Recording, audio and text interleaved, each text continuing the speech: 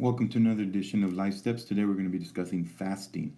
Fasting is something that is very, very powerful that some of us really don't practice because maybe we don't know much about or we don't know how to do it. We don't know the purpose behind it. And so this short video is just going to give you that information. I'm going to start off by reading Matthew 6:16 through 18. It says, "And when you fast, do not look gloomy like the hypocrites, for they disfigure their faces that their fasting may be seen by others. Truly I say to you that they have received their reward. But when you fast, anoint your head and wash your face, that your fasting may not be seen by others, but by your Father who is in secret." And it says, "And your Father who sees in secret will reward you." First thing you need to know about fasting, it's a private thing. It's not a public thing. You don't publicize it. You don't say it. You not share it with everybody.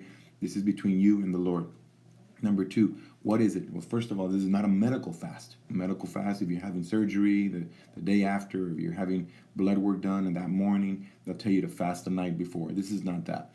This type of fasting is not a form of diet. It is a form of empowering. It's a form of strengthening your spirit and your mind and getting you refocused with what you have to do.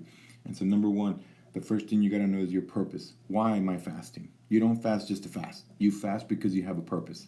Do you need an answer for something? Do you need clarity for something? Are you struggling with some kind of addiction or bondage and you need the Lord to break that? You need the Holy Spirit to break that. These are reasons why we fast. You need a decision made, some very, very important decisions. Like I'll give you an example for myself. Big decisions for the church, big decisions in my life, my personal life, my marriage, my family, things like that. I fast before I make a decision. Why? Because I want the answer to come from the Lord. I don't want to decide on myself emotionally. I don't want to make a rash decision just because it looks right or feels right. No, I know that God knows what tomorrow's holds. So if he knows tomorrow, he'll definitely give me direction today. And so again, what is the purpose for your fast? What answer do you need? What direction do you need? What bondage do you need broken in your life? That's the purpose. You got to have a purpose for your fast. Number two, duration. How long am I going to fast? Okay, there's a big disparity about this because people say, well, Jesus fasted 40 days in the desert, and so people think, well, if it's not 40 days, it's not going to work. That's not true. I want you to understand one thing very clearly in everything that the Lord does. God does not focus on quantity, he focuses on quality. And so it's very, very important that you understand that. So the duration, as advice, when I'm sitting in counseling and I'm telling people to fast, I usually tell them at least 3 days. At least 3 days. Why three? Three is a very powerful number in the word. We talk about resurrection. A lot of things, great things happen in the number three. Number two, I really think that you do it one day or you do it 2 days, sometimes it doesn't take that full effect. We really have to sacrifice something. And that's what part of the fast is. Fasting is sacrificing something that you are attached to, something that you have a hard time letting go of. And so, does it have to be a food fast? No, it could be a technological fast. Some people give up social media. Some people give up their smartphone. Some people give up something, a show or something that they feel like they got to watch or they got to do. They give that up for a period of time. So again, you can fast many things, but it does have to be something of sacrifice. For it to mean something, you're offering this as an offering to the Lord, as a sacrifice to the Lord. You're saying, Lord, I need your help. I need your help. I need direction. I can't do this on my own. I need your strength, and I need you to just give me clarity into what I'm doing. And so you must give up something of sacrifice. For example, what do I give up when I'm fasting? I usually give up red meat and I give up sodas. Those are the two big things that I like. I love a lot. I love meat, and so I give it up. And for whatever long it is, I've done 3-day fasts. I've done 150-day fasts, depending on what my purpose is. So again, purpose, duration, and then I would say then the last thing that you really need to worry about, because I get this a lot. People say, Pastor, I fasted for 7 days and it didn't work. Okay, well, I have to question that. Did you not do it right? Because I have a saying, and I say that if you want an answer fast. And fasting is very powerful. I would say it's even sometimes more powerful than prayer, even though you need to fast with prayer. Fasting is a lot sometimes more faster than prayer. It works more, I think, quicker, just for the sake that you're sacrificing something. You begin to see results right away. So again, when it didn't work, ask yourself, was I clear in my fast and my purpose? Don't just say, Lord, I'm fasting because I need a job. No, fast and be specific of what you need. Lord, I need a job that will allow me still time at church, will allow me still time with my family, 8 to 5, 9 to 3, no weekends, or maybe every other week, whatever. Be specific, because I want you to understand one thing, that when you pray to the Lord and you ask him for something, the enemy can also hear those prayers.